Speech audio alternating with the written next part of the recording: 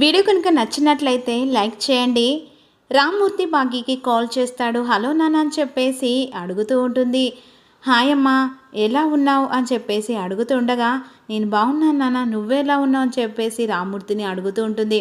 నువ్వు ఎలా ఉన్నావని దిగులతో బాధ తప్ప నేను బాగానే ఉన్నానమ్మా అని చెప్పేసి రామ్మూర్తి వీడియో కాల్లో మాట్లాడుతూ ఉంటాడు. నా గురించి నువ్వు దిగులు పడకు నాన్న, అయినా పైకి మాత్రమే కోపంగా ఉంటాడు, కానీ ఇక మనసు మంచిది నాన్న అని చెప్పేసి అమర్ గురించి ఇక రామ్మూర్తికి వీడియో కాల్లో చెప్తూ ఉంటుంది. ఈలోపు వీడియో కాల్లో మాట్లాడుతుండగా మరోవైపు ఆరు కాస్త పరుగులు తీసుకుంటూ అమర్ దగ్గరికి వస్తూ ఉంటుంది. ఇక మిస్సమ్మ మాత్రం రామ్మూర్తితో మాట్లాడుతుండగా వెనుక నుంచెల్లి అమర్ దగ్గరికి వెళ్తుండగా వీడియో కాల్లో ఆరు కనబడుతుంది.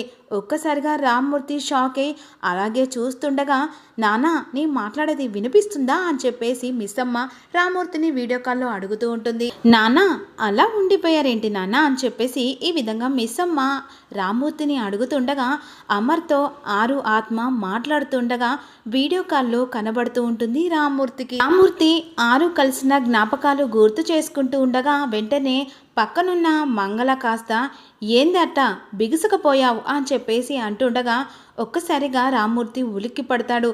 మరోవైపు ఆరు కాస్త అమర్కి ఈ విధంగా చెప్తూ ఉంటుంది. ఏమండి, నన్ను చంపింది సరిపోలేక బాగిని కూడా చంపాలని చూస్తుంది ఆ మనోహరి అని చెప్పేసి తన ఆత్మ ఘోషిస్తూ ఉంటుంది అమర్ దగ్గర. ప్లీజ్ అండి, ఎలాగైనా మిస్ అమ్మని కాపాడండి ప్లీజ్ అండి అని చెప్పేసి ఆరు ఆత్మ అమర్ దగ్గర చాలా ఘోషిస్తూ ఉంటుంది. ఏమైంది నాన్న, ఎందుకలా బిగుసుకుపోయావని చెప్పేసి మిస్ అమ్మ రామ్మూర్తిని అడుగుతుండగా, ఏం లేదు కానమ్మా, ఫోను ఒక్కసారి అటు పక్కకు తిప్పమ్మా అని చెప్పేసి రామ్మూర్తి చెప్తుండగా అప్పుడు మిస్ అమ్మ ఫోను పక్క తిప్పేసరికి అమర్తో ఆరు ఆత్మ మాట్లాడుతుండగా వీడియో కాల్లో రామ్మూర్తికి కనబడుతూ ఉంటుంది. రామ్మూర్తి అది చూసి ఒక్కసారిగా బాబుగారి చుట్టూ ఏదో తిరిగినట్టుగా అనిపిస్తుందా లేకపోతే నేను భ్రమపడుతున్నానా అని చెప్పేసి ఆలోచిస్తూ ఉంటాడు. అప్పుడు రామ్మూర్తితో వీడియో కాల్లో మిస్ అమ్మ అడుగుతూ ఉంటుంది. నా వెనకాల ఏముంది నాన్న, అలా చూస్తున్నారేంటి అని చెప్పేసి అడుగుతుండగా వెంటనే ఆ మాట విన్న ఆరు కాస్త డోరు పక్కకొచ్చి దాచుకుంటుంది. ఆరు ఇక వెంటనే మిస్సమ్మ కాస్త లోపలికి వచ్చి అటు ఇటు చూస్తూ ఉంటుంది. ఏమైంది నాన్న, ఇక్కడ ఎవరు ఉన్నట్టుగా మీరు చూస్తున్నారేంటి అని చెప్పేసి మిస్సమ్మ అడుగుతుండగా అప్పుడు రామ్మూర్తి, ఏం లేదమ్మా, అక్కడ ఎవరో ఉన్నట్టుగా అనిపిస్తును అని చెప్పేసి విధంగా రామ్మూర్తి అంటుండగా డోరు పక్కన ఉన్న ఆరు కాస్త వింటూ ఉంటుంది మాటలు. ఇక్కడ నేను మా ఆయన తప్ప ఎవ్వరూ లేరు నాన్న, మీరు మా గురించి ఆలోచించి ఆరోగ్యం పాడు చేసుకోకండి నాన్న, నేను ఇక్కడ చాలా బాగున్నాను అని చెప్పేసి మిస్ అమ్మ రామ్మూర్తితో వీడియో కాల్లో చెప్తూ ఉంటుంది. సరే అమ్మా ఉంటానని చెప్పేసి కాల్ కట్ చేస్తాడు. రామ్మూర్తి ఆలోచిస్తూ ఉంటాడు.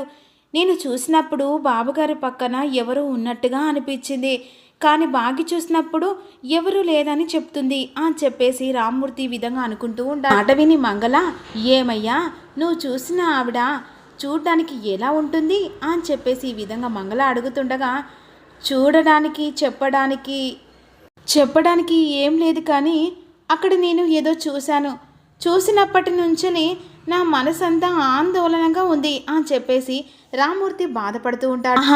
అయితే ఈయన చూసింది అరుంధతి ఆత్మ అన్నమాట, వెంటనే మనోహరికి చెప్పాలి అని చెప్పేసి మంగళ అక్కడి నుంచి వెళ్ళిన తర్వాత రామ్మూర్తి విధంగా అనుకుంటున్నాడు. నేను చూసింది ఆ ఇంటి ఇల్లాలని అయితే మరి ఎందుకు నా మనసు ఇంత ఆందోళన పడుతుంది అని చెప్పేసి రామ్మూర్తి బాధపడుతూ ఉంటాడు. ఎందుకు తను చూసినప్పటి నుంచి దుఃఖం బాధ, అసలు నేను చూసింది ఎవరిని అని చెప్పేసి రామ్మూర్తి బాధపడుతుండగా పక్కకొచ్చి మంగళ వెంటనే మనోహరికి ఫోన్ చేస్తూ ఉంటుంది. ఇంటికొచ్చిన మనోహరి ఫోన్ లిఫ్ట్ చేస్తుంది. చెప్పు అని చెప్పేసి విధంగా కోపంగా మాట్లాడుతుండగా, ఇందాక మా ఆయన ఆ బాగుమతికి వీడియో కాల్ చేసి మాట్లాడారు, సరే మంచిది నువ్వు కూడా చేసి మాట్లాడు అని చెప్పేసి మనోహరి కోపంగా అంటుంది. హలో నేను చెప్పేది విను, ఫోన్ కట్ చేయకు, లైన్లో ఉన్నావా అని చెప్పేసి మంగళ అంటుండగా చెప్పు అని చెప్పేసి గట్టిగా అంటుంది మనోహరి. ఆయనకి వీడియో కాల్లో అరుంధతి ఆత్మ కనిపించిందట అని చెప్పేసి మంగళ మనోహరికి చెప్పేసరికి ఒక్కసారిగా ఉలిక్కి పడుతుంది. నువ్వు చెప్పేది ఏంటి, అది ఇక్కడెలా ఉంది అని చెప్పేసి తడబడుకుంటూ మనోహరి అడుగుతుండగా, అది నాకు తెలియదు కానీ ఆ ఆత్మ మాత్రం అమర్ బాబు చుట్టూ తిరుగుతూనే ఉందట అని చెప్పేసి ఈ విధంగా మంగళ మనోహరికి చెప్తూ ఉంటుంది. నువ్వు దాన్ని చూసావా అని చెప్పేసి మనోహరి కోపంగా అడుగుతుండగా, నేను చూడలేదు కానీ అతను చూడగానే తన కళ్ళల్లో వెలుగు, తన మనసులో బాధ, భయాన్ని ఇప్పుడు నేను చూశాను అని చెప్పేసి మంగళ అంటుంది. కానీ ఖచ్చితంగా ఆయన చూసింది అరుంధతి ఆత్మనే. మరి ఉంటాను అని చెప్పేసి మంగళ ఫోన్ కట్ చేస్తుంది. ఉంటానని చెప్పేసి మనోహరి ఫోన్ కట్ చేసిన తర్వాత డ్యూటీకి టైం అవుతుందని అమర్ బయటికి వస్తుండగా మనోహరి వెంటనే అమర్ చుట్టూ ఆరు ఉందని చెప్పేసి అటు ఇటు చూస్తుండగా ఆరు మాత్రం తల్లడిల్లిపోతూ ఉంటుంది. ఏమండి, నన్ను చంపిన అతనికి డబ్బులు ఇచ్చి మిస్ అమ్మని చంపమని మనోహరి డబ్బులు ఇచ్చిందండి అని చెప్పేసి తన ఆత్మ అమర్ చుట్టూ ఘోషిస్తూ ఉంటుంది. ఎలాగైనా మనోహర్ని ఆపండి, లేకుంటే మిస్ అమ్మను కూడా చంపేస్తుంది అని చెప్పేసి ఆత్మ చాలా బాధపడుతూ ఉంటుంది. నా మాట నీ మనసుకు వినిపించకపోవచ్చు, కానీ నా మాటల్లో, నా పనితనంలో నా బాధ నీకు ఖచ్చితంగా నీ మనసుకు చేరుతుందండి అని చెప్పేసి ఆరు బాధపడుతూ ఉంటుంది. అప్పుడు వెంటనే నా భయం నీకు అర్థం కావట్లేదని చెప్పేసి గట్టిగా అరుస్తుండగా ఒక్కసారిగా అమర్ అక్కడే ఆగిపోతాడు. అమర్ చుట్టుపక్కల చూస్తుండగా మనోహరి దూరంగా అబ్జర్వ్ చేస్తూ, అంటే అమర్ అక్కడేం చేస్తున్నాడు? ఇందాక నాకు వైబ్రేషన్ వచ్చినట్టు అమర్ కూడా అలా వస్తుందా ఏంటి అని చెప్పేసి మనోహరి దూరంగా చూస్తూ ఇక అబ్జర్వ్ చేస్తూ ఉంటుంది. దాని ఉనికి అమర్కి అర్థమవుతుందా అని చెప్పేసి మనోహరి అనుకుంటూ కంగారు పడుతూ ఉంటుంది. ఏమండి, ప్లీజ్ అండి, మిస్ అమ్మని కాపాడండి, ప్లీజ్ అండి అని చెప్పేసి ఆరు ఆత్మ తల్లడిస్తూ ఉంటుంది. అమర్ అక్కడి నుంచి వెళ్ళిపోతూ ఉంటాడు. ఏమండి, మిస్ అమ్మని కాపాడండి అని చెప్పేసి ఈ విధంగా అంటుండగా అక్కడి నుంచి అమర్ వెళ్ళిపోతాడు. ఈలోపు మనోహరి ఎలా ఉన్నావు ఆరు అని చెప్పేసి అనేసరికి ఇక ఆరు కంగారు పడిపోతూ ఉంటుంది.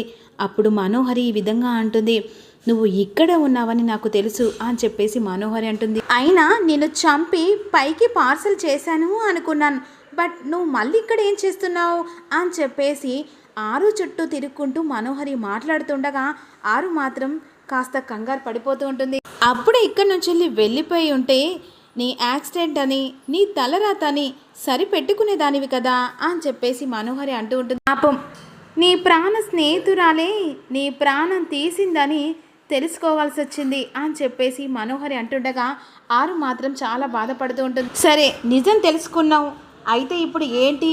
ఇప్పుడు నువ్వు అమర్కి నిజం చెప్దామని అనుకుంటున్నావా? నువ్వు ఒక ప్రాణం లేని గాలివి, అంతే, నన్నేం చేయగలవు? అమర్ దృష్టిలో నన్ను విలన్ చేస్తానని అనుకుంటున్నావానే?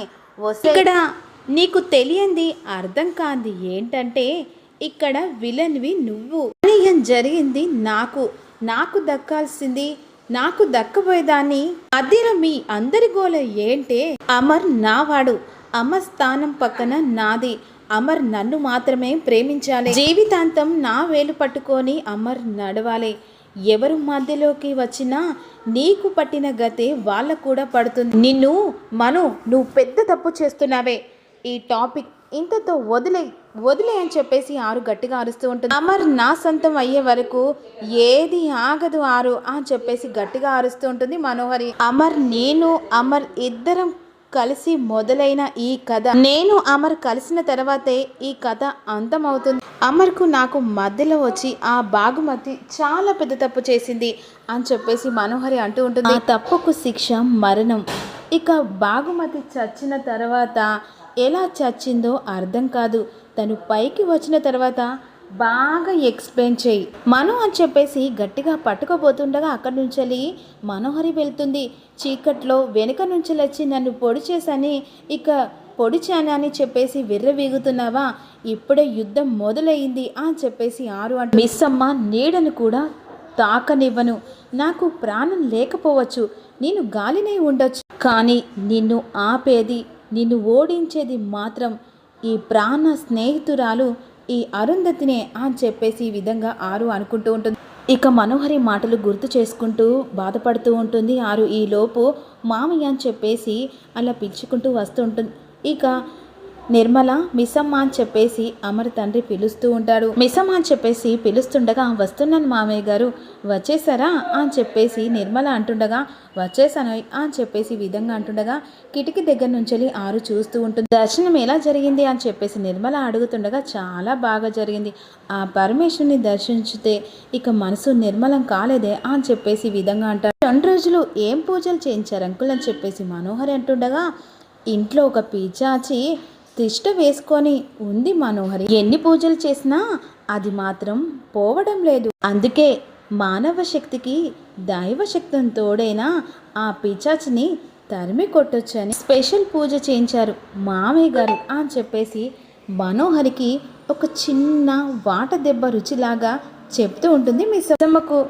ఆ మాట విని మనోహరి కోపంతో ఎవరి గురించి మాట్లాడుతున్నావు, బ్యాడ్ టైం గురించి మను అని చెప్పేసి మిస్సమ్మ అంటుంది. ఒకటి తర్వాత ఒకటి బ్యాడ్ టైం స్టార్ట్ అయింది కదా, దాని గురించి మాట్లాడుతున్నా మను అని చెప్పేసి మిస్సమ్మ అంటుంది. మను నువ్వు ఇంకేమన్నా అనుకున్నావా అని చెప్పేసి మనోహరితో అడుగుతూ ఉంటుంది. ఇక్కడ దేవుడి పూజ కాగానే నువ్వు ఇంటికి తిరిగి వచ్చావని మీ అత్తయ్య ఫోన్ చేసి చెప్పిందమ్మ. దేవుడి దయ. మిస్సమ్మ ఇదిగో ప్రసాదం కుంకుమ, ఇది తీసుకెళ్ళి పిల్లలకివ్వు అని చెప్పేసి అంటుండగా అలాగే మామయ్య. మిస్సమ్మ ఒక్క నిమిషం, నీకు అమరికి మధ్యన అన్ని కలహాలు పోయి కలకాలం సంతోషంగా ఉండాలని ఆ దేవుడికి పూజ చేయించాను మిస్సమ్మ అని చెప్పేసి మిస్సమ్మతో చెప్తుండగా మిస్సమ్మ మనసులో ఆయనతో గదిలో ఇక 1 గంటల కొద్దీ ఉండాలంటే యుద్ధం చేయవలసి వస్తుంది, ఇక కలకాలంటే కష్టమే అని చెప్పేసి విధంగా మిస్సమ్మ మనసులో అనుకుంటుండగా ఏంటి మిస్సమ్మ నీలో నువ్వే మాట్లాడుకుంటున్నావు అని చెప్పేసి నిర్మల అడుగుతుంది. ఏం లేదత్తమ్మ, మామయ్య మంచి పని చేశాడు అంటున్నాను. అమ్మ ఈ కవర్ తీసుకెళ్ళి పూజ గదిలో పెట్టి దండం పెట్టుకో అమ్మ అని చెప్పేసి చెప్తూ ఉంటా. రేపు వైశాఖ పౌర్ణమి అండి, ఇక రుద్రేశ్వరితో ఇక ఎలాగైనా పూజ జరిపిస్తే మిస్సమ్మతో అన్ని కష్టాలు పోతాయండి అని చెప్పేసి నిర్మల ఈ విధంగా చెప్తూ ఉంటుంది. అప్పుడు ఆరు ఆ మాట విని రేపు పౌర్ణమి అని చెప్పేసి అనుకుంటుండగా మిస్సమ్మ మనసులో కష్టాల అవి సపరేట్గా ఉండాల్సిన అవసరం లేదు, ఆయన ఎప్పుడు ఉంటే అవి కష్టాలు ఆటోమేటిక్గా నాతోనే ఉంటాయి, మనసుని టార్చర్ పెట్టడం పిహెచ్డి చేశాడు అని చెప్పేసి మిస్సమ్మ మనసులో అనుకుంటుండగా ఏంటమ్మా మళ్ళీ నీలో నువ్వే మాట్లాడుకుంటున్నావు ఏంటి మామయ్య అని చెప్పేసి అంటుండగా ఏం లేదమ్మా, మీ పెళ్ళి పౌర్ణమి రోజు జరిగింది, రేపు పూజ కూడా పౌర్ణమి రోజు జరుగుతుంది అని చెప్పేసి విధంగా అంటుండగా మనోహరి షాకే చూస్తూ ఉంటుంది. ఆ పెళ్లి రోజు ఎన్ని గుర్తు చేస్తలే మామయ్య గారు, పోయిన పౌర్ణమికి ఏదేదో జరిగింది, ఏం జరిగిందో ఇంకా క్లారిటీ లేదు, అంతలోని ఇంకో పౌర్ణమి ఏం జరుగుతుందో ఏంటో అని చెప్పేసి మిస్సమ్మ బాధపడుతుండగా అంతా మంచి జరుగుతుంది మిస్సమ్మ, నువ్వేం మాత్రం కంగారు పడకు అని చెప్పేసి నిర్మల అంటుంది. అంతా మంచి జరుగుతుంది అత్తయ్య, కానీ జరిగేది ఎవరికి, నాకైతే మంచి జరగలేదు అనిపిస్తుంది, చూద్దాం ఏం జరుగుతుంది దేవుడా అని చెప్పేసి పూజ గదిలోకి వచ్చి ఇక పూలు పెడుతుండగా ఈలోపు ఆరు బయటకు వచ్చి అప్పుడే పౌర్ణమి వచ్చేసింది, అంటే రేపు నాకు మళ్ళీ శక్తులు వస్తాయి అని చెప్పేసి ఆరు అనుకుంటూ ఉంటుంది. బాగి ఇంట్లోకి వస్తున్న సమయంలో ఆరు తన ఆత్మలోకి దూరడం ఇదంతా ఒక్కసారిగా ఆరు జ్ఞాపకం చేసుకుంటూ ఉంటుంది. అప్పుడు కూడా పెళ్ళి పౌర్ణమి ఒకే రోజు రావడం ఏంటి, ఇప్పుడు మను మిస్సమ్మను చంపాలి అనుకోవడం, మళ్ళీ తర్వాత రోజు పౌర్ణం రావడం ఏంటి, ఇదే టైంకి గుప్తా గారు కూడా యమలోకానికి పనుందని చెప్పేసి వెళ్ళిపోయాడు, ఇది మిస్సమ్మని కాపాడుకొనడానికి ఆ దైవం నాకిచ్చిన ఇక శక్తియా సంకల్పమా అని చెప్పేసి ఆరు అనుకుంటూ ఉంటుంది.